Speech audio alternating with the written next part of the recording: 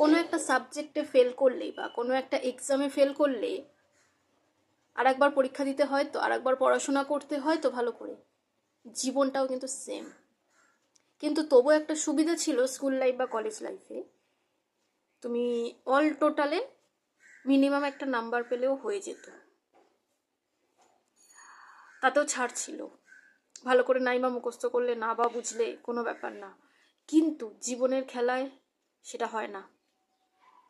Universe এমন একজন teacher, তুমি যতক্ষণ না তুমি কি, তুমি নিজেকে চিনতে পারছো, ততক্ষণ উনি তোমাকে কিন্তু পড়াতেই থাকবে। যার জন্য যদি তোমাকে 10 বার ভাঙতে হয়, উনি তোমাকে 10 বার ভাঙবে।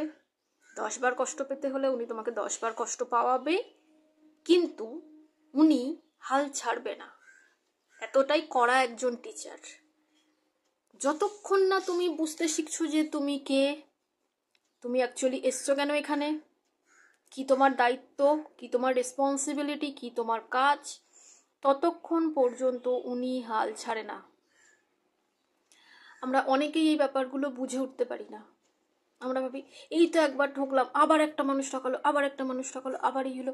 কিন্তু আমরা এটা কিছুতেই বুঝতে পারি না, কেন বারবার আমাকে ঠকতে হচ্ছে, কেন বারবার আমাকে মানুষটা ঠকাচ্ছে। মানুষের হয়তো নামগুলো পরিবর্তন হচ্ছে, কিন্তু ঠকার প্রসেসটা সেম রয়েছে। দেখবে মানুষের নামগুলো চেঞ্জ হচ্ছে, কিন্তু ঠকেই চলেছ। ফাইন্যান্সিয়ালি হোক, কেরিয়ার ওয়াইজ হোক, পার্সোনাল লাইফে হোক, যে কোনোভাবে। সো সেক্ষেত্রে যখন এটা 2 থেকে 3 বার হচ্ছে, তখন কিন্তু নিজেকে প্রশ্ন করতে হবে, নিজের সাথে বসতে হবে, নিজের সাথে কথা বলতে হবে, কেন বারবার এটা হচ্ছে। জাস্ট নামগুলো পাল্টে যাচ্ছে কিন্তু ঘটনাগুলো সেম। কেন হচ্ছে তখন কিন্তু বুঝতে হবে। তখনই যখন তুমি খুঁজতে বসবে, তখনই তুমি বুঝতে পারবে তোমাকে ইউনিভার্স কি শেখাতে চাইছে বা কি বলতে চাইছে। এটা কিন্তু স্কুল কলেজ লাইফের থেকে অনেক অনেক বেশি ডিফিকাল্ট। মানে প্রচণ্ড, মানে ওখানে তো তবু ছিল ফাঁকি দেওয়ার সুযোগ ছিল, এখানে ফাঁকি দেওয়ার কোনো সুযোগ নেই। যতক্ষণ না শিখবো ততক্ষণ পর্যন্ত শেখাতে থাকবে হাতে চাবুক নিয়ে। সো যে যত তাড়াতাড়ি শিখে যেতে পারবো তার জন্য ততটাই ভালো। সো তোমরা কে কে জানো অবশ্যই সেটা জানিও, যে কেন এসছো, কি জন্য, আর কে কতবার ঠকলে অবশ্যই বলো। এবং ঠকা থেকে কি কি শিখলে। শিখতে হবে তো, না শিখলেও কিন্তু ছাড়বে না।